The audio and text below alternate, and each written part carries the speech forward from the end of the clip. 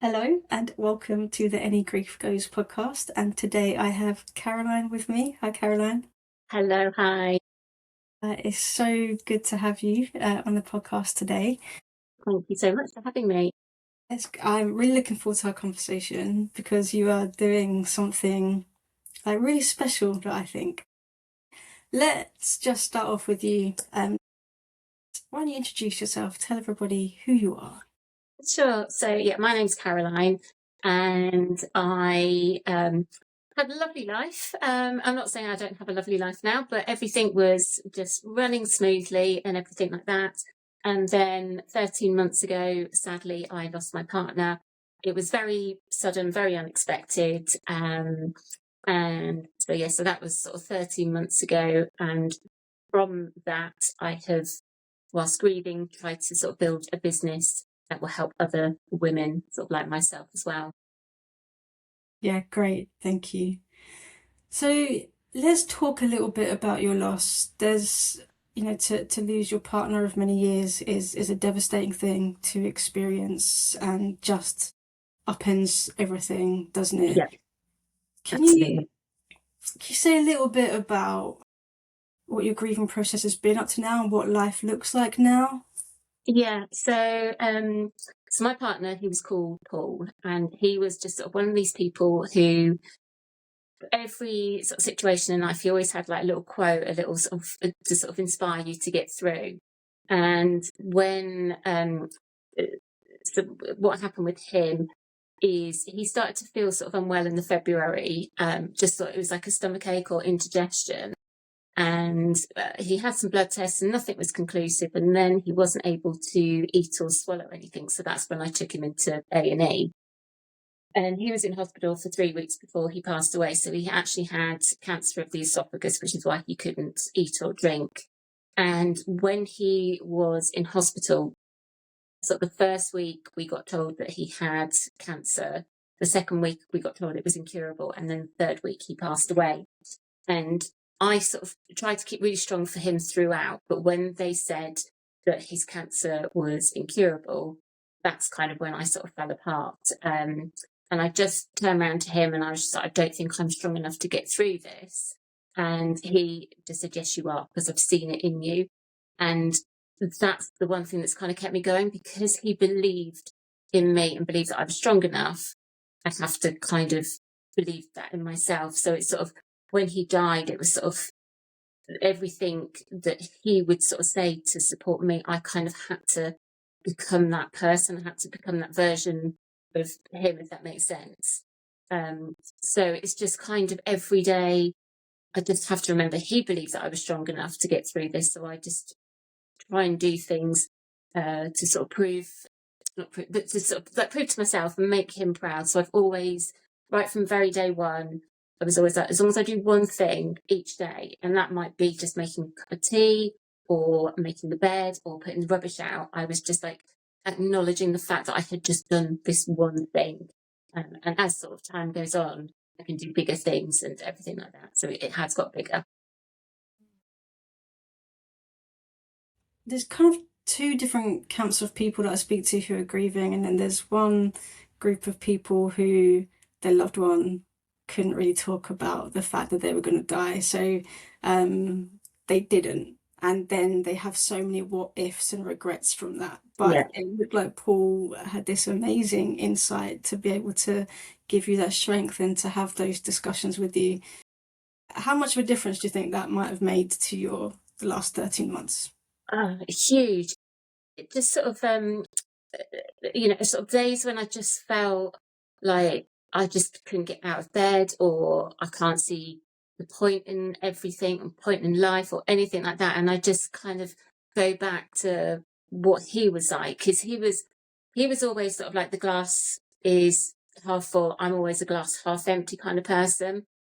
And just knowing what he would, how he would want me to be, is just that's kind of how I try and live my life now. And because he sort of said, I have got the strength. He'd seen it in me before, and it was just like, I've just got to do it, because he knows it's there, and I kind of just need to like prove to myself that it is there, and that I can be that sort of person that he's seen before. But yeah, so it's not been easy, and there are days when I'm just like, I can't do this. But then it's such a roller coaster grief. It's sort of, some days you can do stuff and you can take on the world, and then other days you can't even manage a cup of tea. Yeah, yeah. What would you say from that? Because, like you say, it is a complete roller coaster. Is there anything that you would say has surprised you the most in your process? What surprised me? I think I think like when when it happens, like your life becomes you are like living in this goldfish bowl, and everybody is sort of like looking in, and sort of your life is suddenly sort of exploded, and everybody sees it, um, and it just sort of. But then you have that like so much support from people, um, and you kind of, the people who really are there to help you throughout. You find those people, and they just sort of like, they carry you through each day, and they want to help you, I guess. And it just, I think it's just sort of just surprised me how much people genuinely really do want to help you and see you kind of succeed and get through the days, and they're there to sort of support you.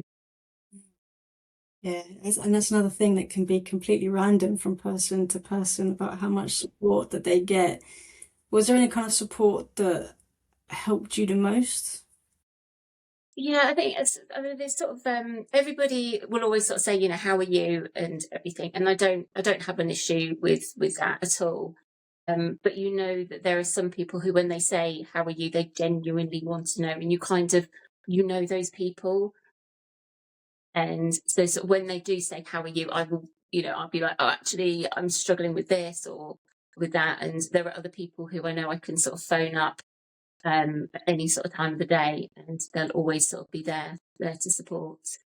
So you kind of you know who to go to, and I kind of have this little light support network, and I know if there was something with the house or something, there's somebody I can go to, or there's something with my car, there's somebody I can go to, sort of. And yeah, so you just sort of have like a support network out there. Yeah, that's great. Did you find with that support network that you really needed to find somebody or a group of people that understood your specific type of loss? Or did you were you happy, or was it okay for just people that were there for you just in general? I think having people who like genuinely like understand because they've gone through that there's something so kind of comforting. It so happened that a good friend of mine, um, he lost his wife about 6 years ago, and I would sort of I remember the first time when I had to go to the supermarket, and I got to the car park and I just burst into tears because I was like, I can't do this shop. We've got no food in the house, but I've got to do this shop. And I didn't realise that the supermarket is actually quite a big thing for widows. And like that first supermarket shop is just, it when you get there, you just fall apart because you've got to go down the aisles and there's stuff that you would normally pick up, but you suddenly don't need to because your person isn't here who would want that cereal. And I remember going to my friend and just sitting there and saying about how I felt in the car park, and he instantly knew it. He'd been through it and remembers it, and so it sort of. Whereas I thought this is like quite a weird thing, why would I be sat in the car park crying? And he was like, yeah, absolutely. He had exactly the same thing. And then so we were just sort of talking about other things where there was some stuff that I needed to clear out of Paul's, and they were just sort of like, it's just some books and stuff like that. And I was like, they should go to the charity shop, but there was something in me that I didn't want them to go to another home. So it was sort of like, what do I do with them? And he had exactly the same thing. So it's just sort of being able to share those sort of stories with someone, and they've been through it and they know it. It's just really kind of makes you feel less alone, and it's really comforting. Yeah, it does. And I remember when we talked before, you said that you found also some kind of comfort in like widow groups. Is that right? Yeah, because you just where people understand, and it is just those sort of like silly, well, but they're not silly, but they're just sort of like things that you think you're the only person who's experiencing these sort of random thoughts or something, or struggles, but then you go and speak to the other people in the group, and it's sort of like, yeah, this is so normal. And I think until you've actually sort of been through that sort of particular loss, you just don't know. So it's just sort of, it's like just a reassurance that what you're feeling is just what everybody else is feeling too. Yeah, I think it can be comforting, isn't it? I think when we're grieving, we feel like we are completely alone and no one completely understands. And on one hand, you're completely right. No one can have your exact experience and your exact feelings because of all the things that make up your life and your thoughts. But yeah, there are those themes, aren't there? That specific emotion or that specific thing that you can really connect with people over, and it can make you feel a little bit relieved. Like sometimes, like you're not going crazy because grief is that hard. Yeah, I think it's sort of, there's the days when you're just sort of so exhausted, but it's not from like lack of sleep. It's just because it is so draining living with it. And I have a tendency to sort of like self-criticize because, why have I just spent a weekend sort of sat on the sofa? And then you kind of hear that other people are doing that sort of thing. And it's just like, and it helps me to sort of be a little bit kinder to myself as well, because it's like, actually, this is just a normal part of like living with sort of grief. So, Yeah, I think what you said about kindness is so important. And mm, that's one thing we do miss, I think, in grief, self-compassion for actually it's okay. Because also we can beat ourselves up for like this invisible timeline that doesn't exist, but people think does exist, of what you should be feeling at what specific time when you're grieving. Did you feel any pressure like that from external forces or from within yourself, like you should be a certain way along? I think sort of like when we got to the 1 year mark, I think there was, and because I can carry on functioning day to day, and like the Caroline that goes out and goes to work and stuff like that, and that's what people see. They just kind of think, oh, it's a year, she's healed, and it's all like everything's fine. Mm. And I think so. There is a kind of, because that's what people see, so don't, they wouldn't, they wouldn't understand if I was sort of like, actually, I'm having a really bad day. So I do think there's a little bit of an expectation, especially once you pass the 1 year mark, that you're healed and you can carry on.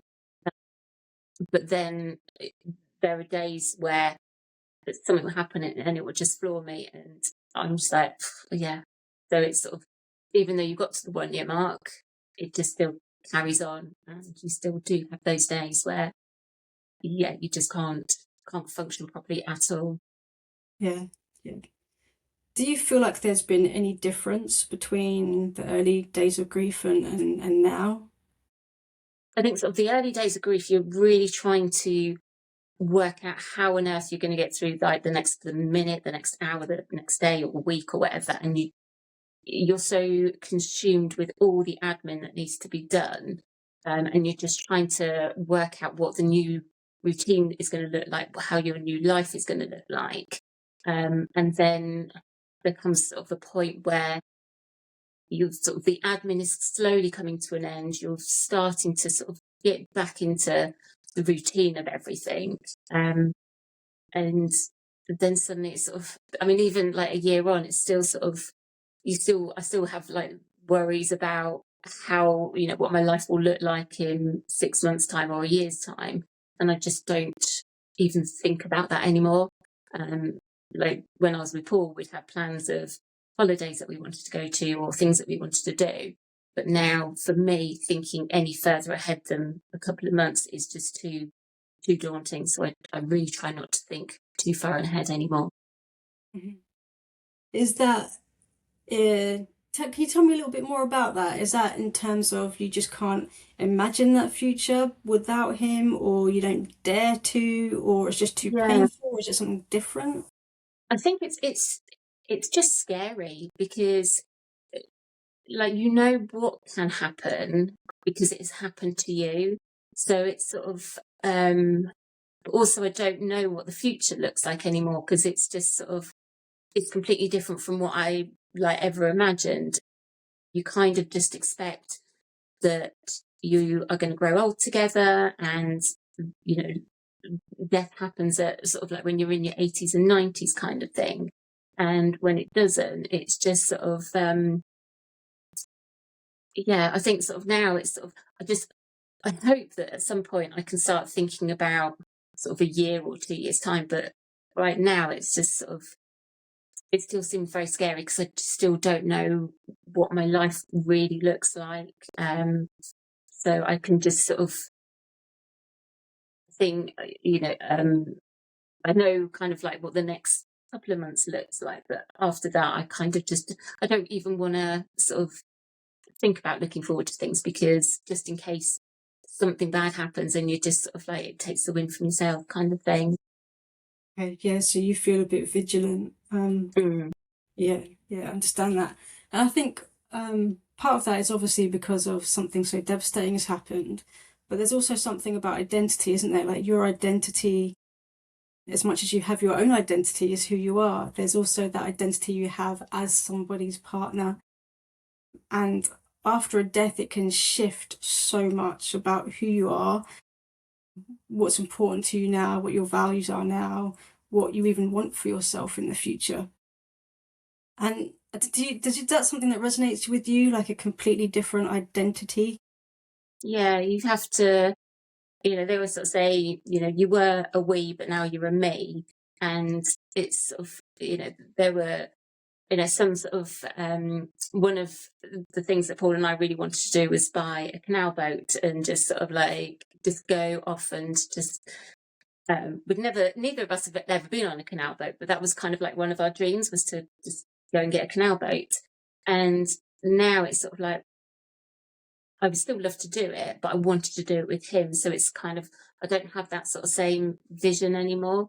And it's sort of like trying to work out like what do I want to do now, and um, so yeah, it's just sort of like everything just changes, and sort of your sort of hopes and dreams have sort of changed because they were with this person, and I still sort of I'm still trying to make sure that I do the stuff that I want to do, and sort of do sort of holidays and trips and stuff like that, and make sure that I do that because he really wouldn't want me to have he wouldn't want his death to kind of define me and destroy me kind of thing. He would still want me to go and do those things, so I have to make myself go and do them. Just make sure I still live my life. It's so interesting you said that because I can't remember what I was listening to now, who it was now. It might have been David Kessler, but I think whoever it was had this sentence and this quote that was saying, you know, don't let the last thing your loved one did destroy you, because it's almost like giving them a role that they would never have ever played in their life. That can be quite a jarring thought for some people, but for you, that feels okay. That feels like a comfort and like a motivation Absolutely. almost. Yeah, because I met Paul, so we've both been divorced and everything. So then I met Paul, and he was one of these people who travelled the world and all of that, and I wasn't. I was absolutely petrified of flying, and he was like, the world is just a place that needs to be explored, and I was like, I can't get on a plane, and he helped me to sort of overcome that fear. So we then, once I got over it, we then sort of travelled all over the world, and we've been to Australia and America and everything like that. And he would hate it if I then stopped having that sort of like kind of passion for life and doing things. If I just sort of went back to, no, I'm not going to do it on a plane again, or I'm not going to go and travel and see places, he would absolutely hate it. And so I just kind of think, what would he want me to do? And he would absolutely want me to go and experience life to its absolute fullest. But yeah, it just sort of, at the moment, it just feels a little bit, it's what I want to do, but it still feels a little bit daunting because I'm going to have to do it on my own kind of thing. And that's where it's sort of a bit, yeah, I can't see how that will work right now, but because Yeah. I'm not probably at that point. Yeah. Yeah, and that's something I see with a lot of people who have lost their partners. It's like, how could I possibly do this on my own? And it's such a valid thing to worry about and be fearful of. Um, yeah, how do you see yourself? Because obviously you've got the vision, you want to do that. Do you know how you'll kind of get there, or how you feeling you might get there? Yeah, so there are quite a few sort of like ladies only travel groups for solo travelers. So I sort of like, right, okay, knowing I have got those options does help, but it's just, you've got to be brave enough to go and do them. And I know everybody who will book on those trips, they will all feel exactly the same way. But you've still got to, you could book on a trip and you're still sort of like, well, will they like me, or will I like them? How does it work? And I'm not the loudest person in the room, and how will that work? And all the dynamics and everything. Whereas before, you would just book a trip and you and your person would go off and you wouldn't have those sort of extra questions.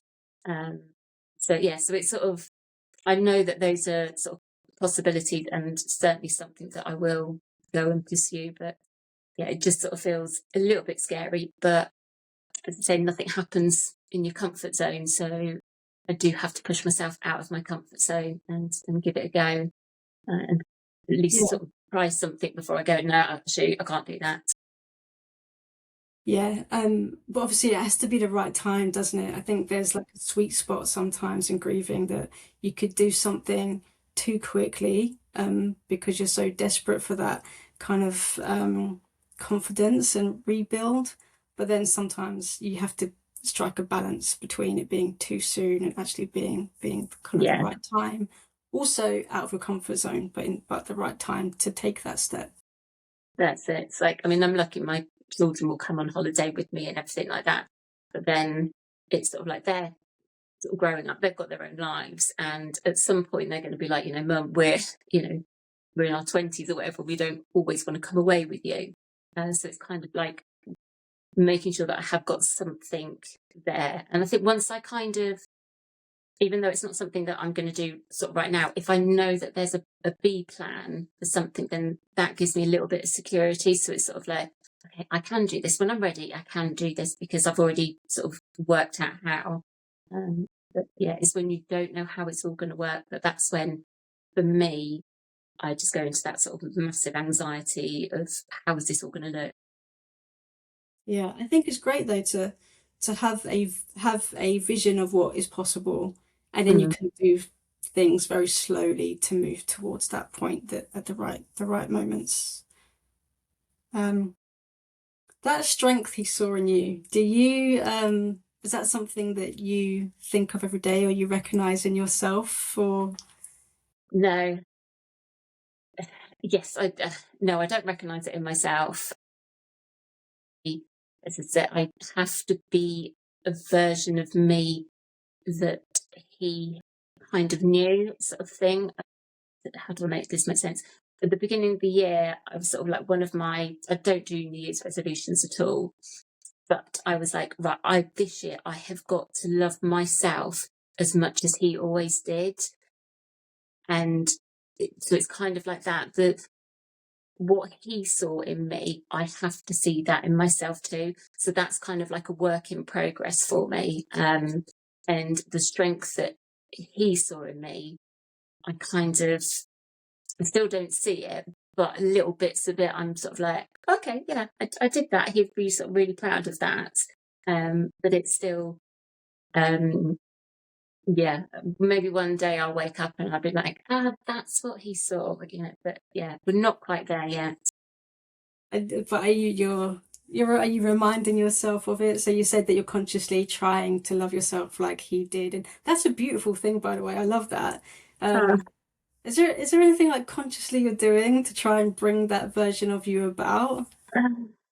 Yeah, well, I think it's just, again, just sort of be kinder to myself, and certainly the way that I talk to myself, because he was the one person who, like, whenever I had self-doubt or self-criticism, he would be the one who would kind of bring it around and sort of like see, or sort of show me a version of me that I didn't see, and he would kind of tell me, and I'd be like, nah, you know. Um, so it's just sort of it's trying to see stuff that he saw, and just each day, I don't know, just trying to just be a little bit kinder to myself and stop the criticism, because he never criticized me, so I've got to stop doing it as well, really. Yeah, I think that's good advice for everybody because it's so much harder to grieve when we're beating ourselves up. Yeah, absolutely, because you sort of you know, like, I criticize myself if I haven't, I don't know, clean the kitchen or something like that, or the lounge is a mess, or, you know, we're eating really unhealthily or stuff like that. Um, but it's just sort of like, actually, I'm still getting up and I'm still doing something, and, you know, and yeah, And sometimes we do just have to do the basics, right? We just have to rest, try and sleep, try and hydrate ourselves, and just do what you can, and that's normal and that's absolutely fine. But again, yeah, it's getting that through to ourselves, isn't it? That it's okay. absolutely, Yeah. absolutely. I know that when we've spoken before, something that was very important to Paul was to not be forgotten. Yes, Can you yeah. tell can you tell us a little bit about that?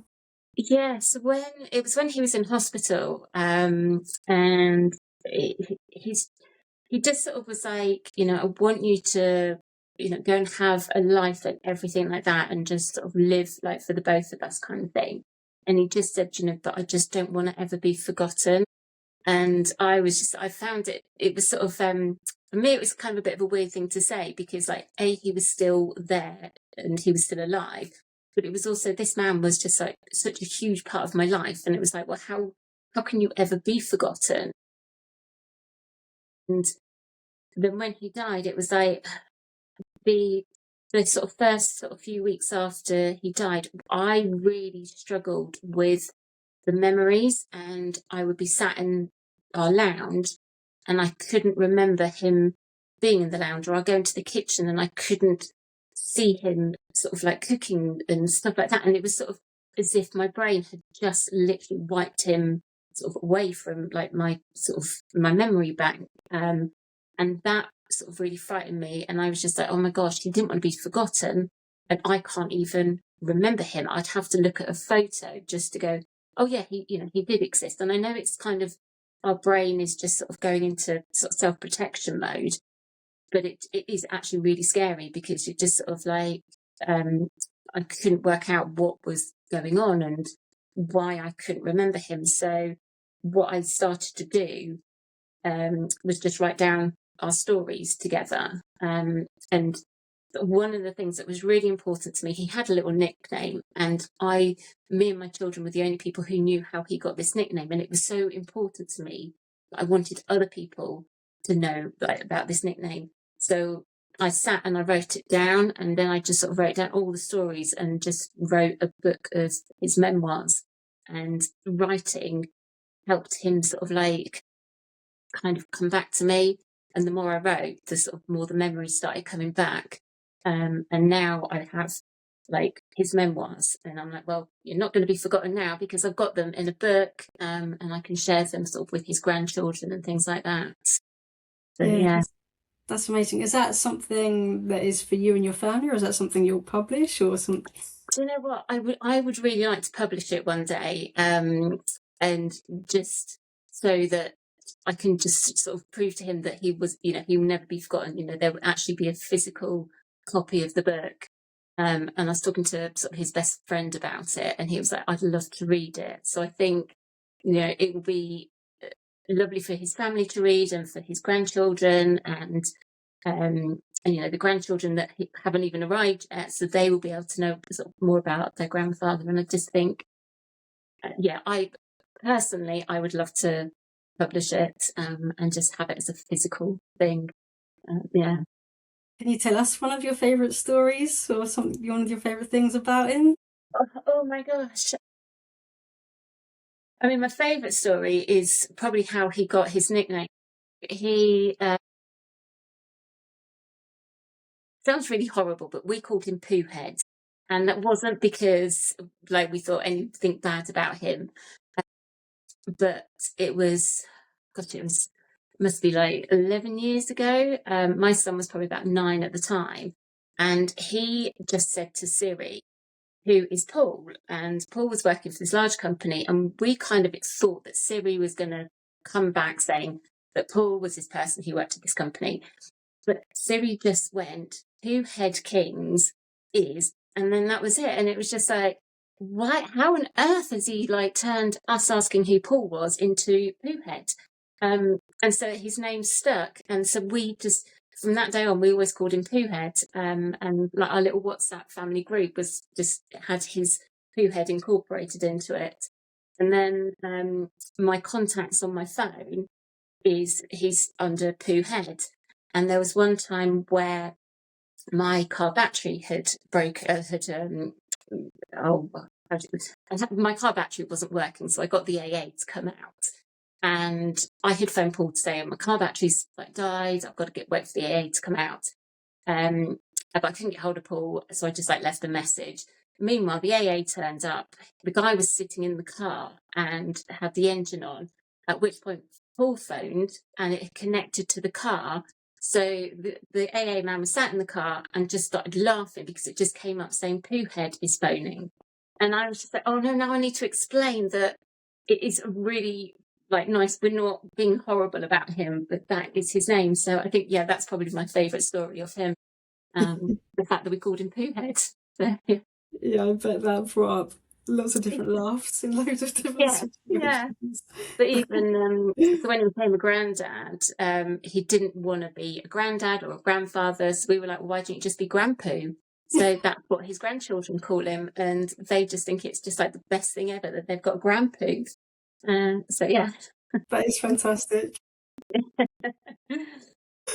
I love that. I love the little ordinary but beautiful moments that yeah, life gives us like that we can remember.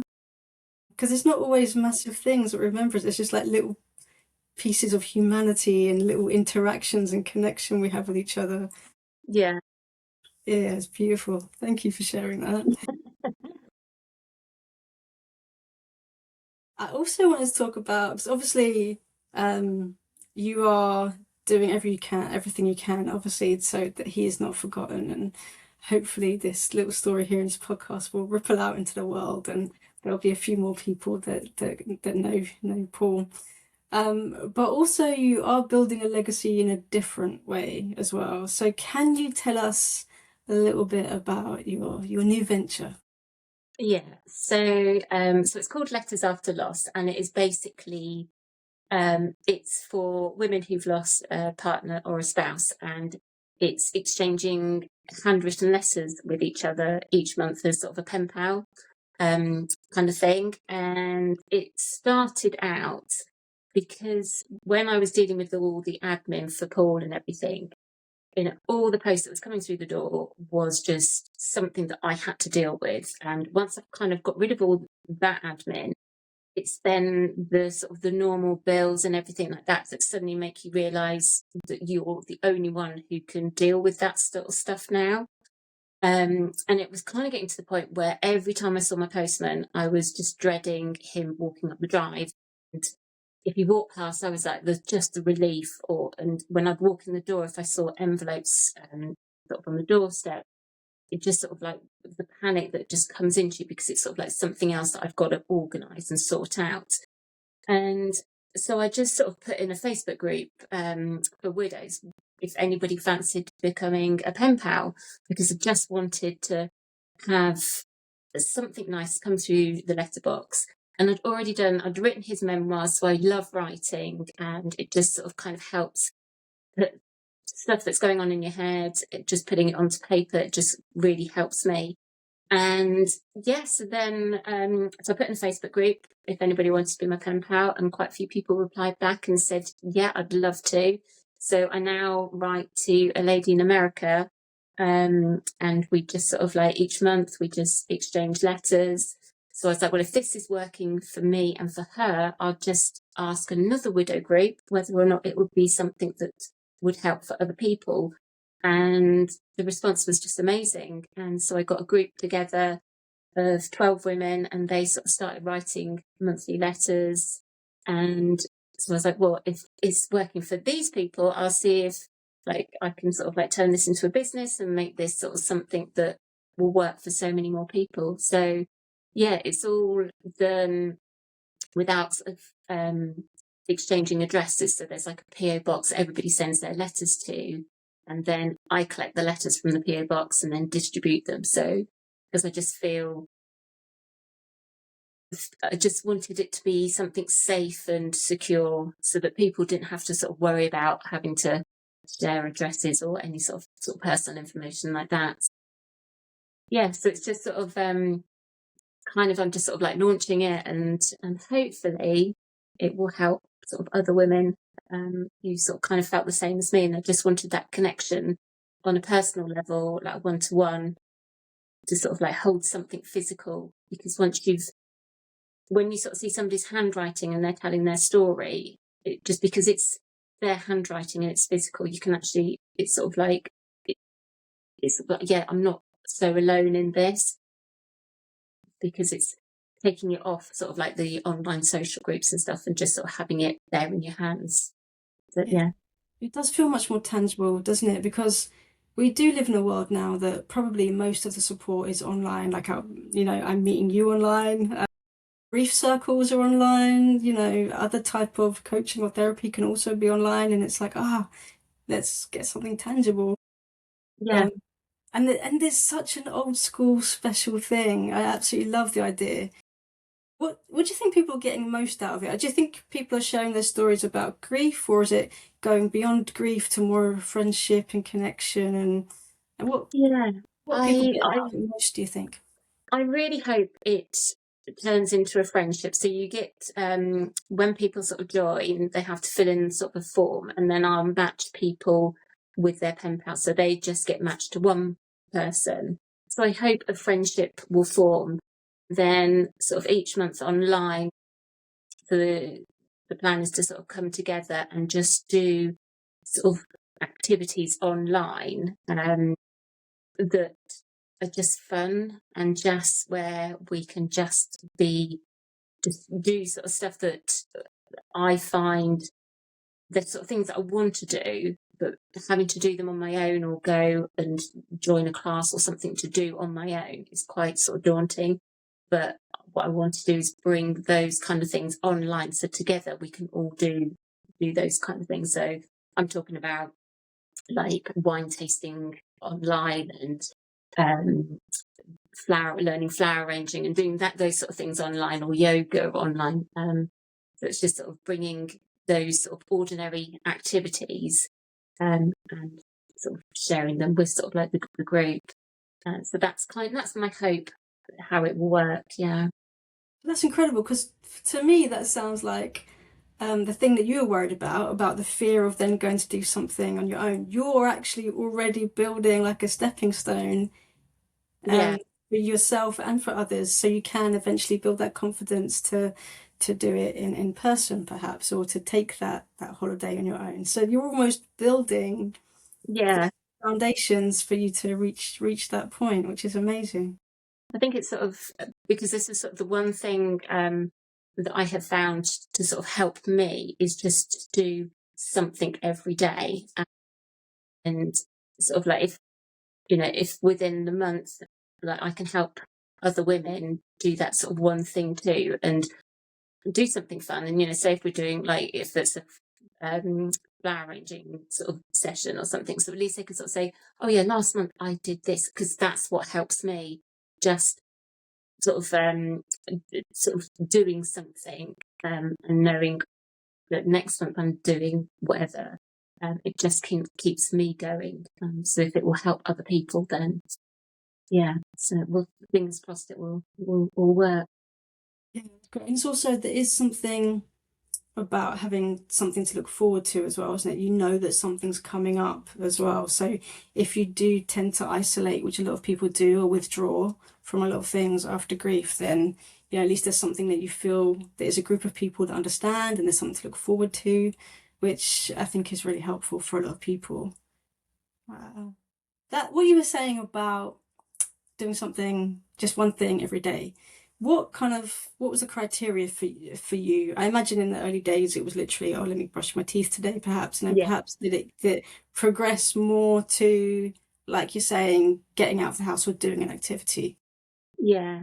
So I had one weekend, actually, it was the beginning of this year, where I finished work on the Thursday afternoon, and I didn't start until the Monday. And I sort of realised over that weekend I had spoken to nobody, I saw nobody. I just sat on the sofa and just binge watched Netflix.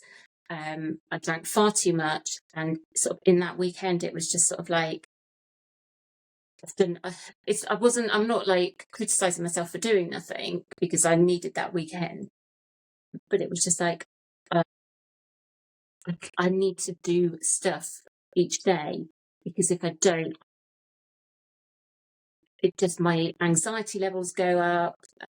Everything, just the grey cloud just gets heavier and heavier. So I sort of was like, I've created a list. When I was in sort of a much better place, I just created a list of all the things that when I have a day like that and I can't see how to get through it, and I just sort of I wrote down loads of little things that I could do, and I just sort of pick an activity. And it might be something like light a candle, or it could be something bigger, like go to the garden centre and buy a plant. And I just sort of, yeah, I just make sure that at least it's just sort of, even if it's just something little, that I do something. Like last weekend's task, it was to clean the bathroom sink. And it was like, right, I've done it. And so I can then go, I've done something. And once I've kind of got into once I've sort of, right, I've done it, you sort of like, I find, what can I do next? And it just kind of helps me break that cycle. Whereas when I just sat on my sofa for like 3 days, and it just left me feeling worse. So I do try and just do something positive each day. That's such a great idea. Have you just got like a notebook full of stuff, or is it like a complete surprise? You write on a piece of paper and pull them out of Yeah, a I jar? Or so I it's have a, like so I have three little jars, and it really depends on sort of my energy levels. So I've got like low energy level activities, medium energy, and high energy. And I just wrote like loads of different activities and just put them into like whichever jar. And then if I kind of it's the weekends that are the worst. Like Monday to Friday, you're kind of sort of you're going through the motions of everything, but the weekends where it's more for sort of family time, and you obviously when it's just you just sort of get stuck in the house and everything. um I just kind of see what my energy level is like, and I just pick an activity out, and it's just random. I've just written it on bits of paper, folded it up and put it in the pot, and I just select something, and then that's what I've got to do over the weekend, my activity. So yeah. that is such a great idea. I think that's brilliant.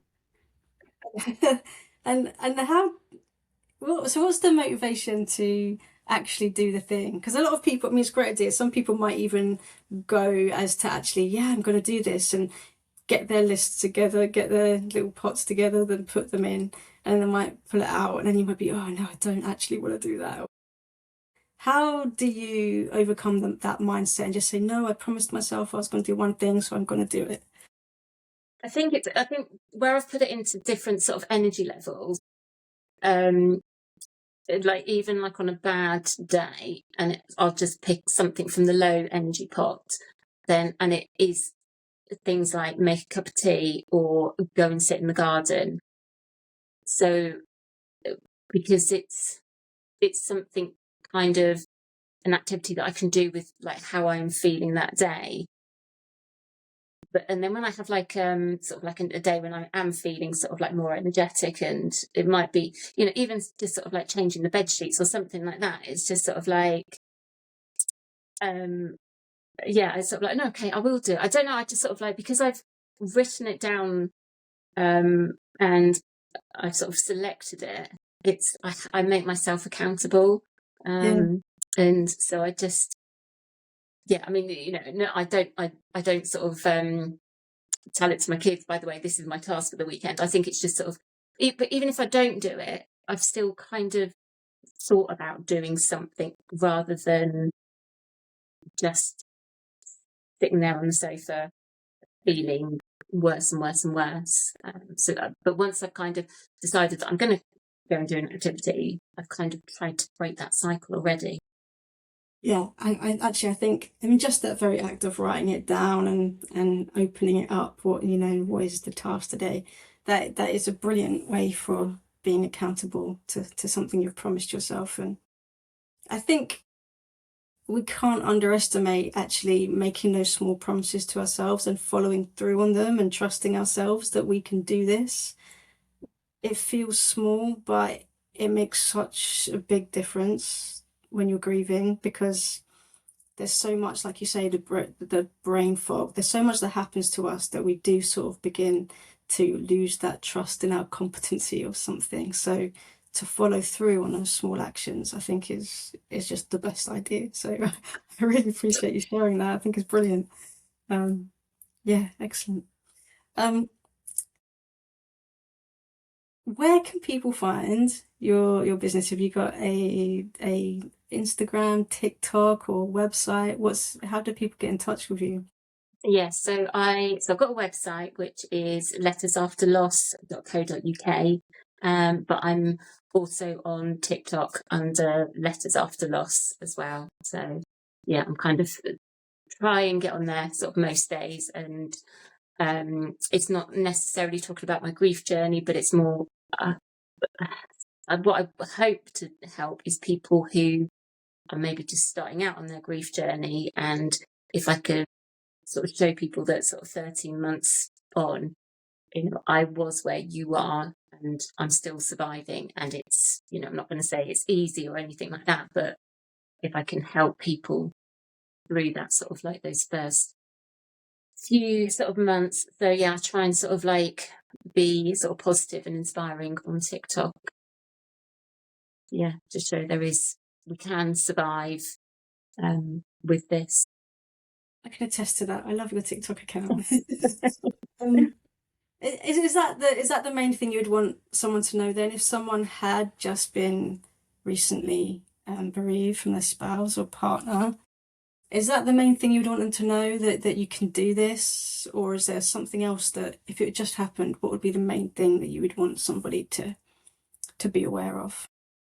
Just, yeah, I think it's just be gentle with yourself, and you know, the whole world feels like it is carrying on and your world has completely stopped, and but you will keep moving forward and just take things one day at a time, and don't panic too much or think too far ahead in the future, because I found that if I thought, you know, what's my life going to look like in 6 months or a year's time, that's when I have so much anxiety, and it just overwhelms me.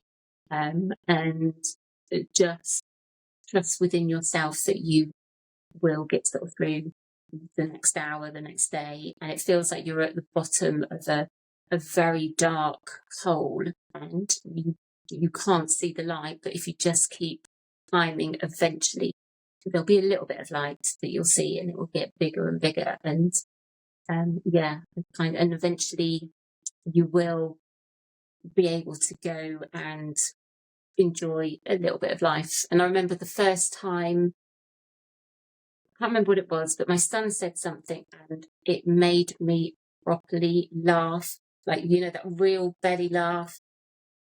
And when it happened, it was just sort of like, I was so surprised, because I was like, I've not felt that laughter within me before, but then you're sort of like, oh my gosh, does that mean I'm sort of like healed? Are people going to think I'm healed? And should I feel guilty? But it was just a really lovely kind of moment, and I'm glad I sort of shared it with my son, because it was just like, yeah, just it hurt so much laughing, and because I hadn't done it for such a long time.